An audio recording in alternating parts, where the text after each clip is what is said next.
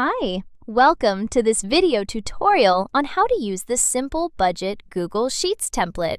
You can use this template weekly, bi-weekly, monthly, or even bi-monthly, depending on your needs.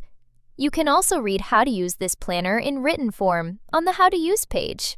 Now we're on the main page. Here, focus only on the white area.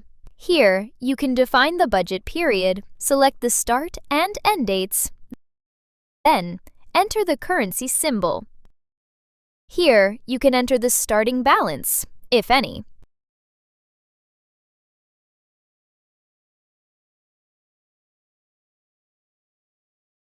Next, we'll define the budget category for each transaction type according to your needs. For example, in the income table, you'd enter categories like paycheck, freelance, and others. Then, type in the expected budget amount. After that, enter the category and budget expectation in the expense, bill, savings, debt, and investment transaction tables. In the bill and debt transaction table, you can enter the bill due date. Double-clicking it will bring up the calendar. Next, we move on to the transaction table. This is where you can fill in the actual transactions. Select the transaction type, then select the category. Enter the transaction amount and also the date.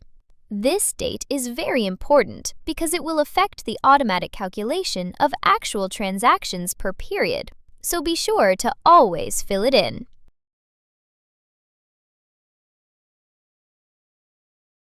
If you want to add transaction notes, you can fill them in the description notes. For use in next periods, you can duplicate the document by right-clicking on the tab and selecting Duplicate, then giving it a name. So that's the tutorial on how to use the simple budget Google Sheet template.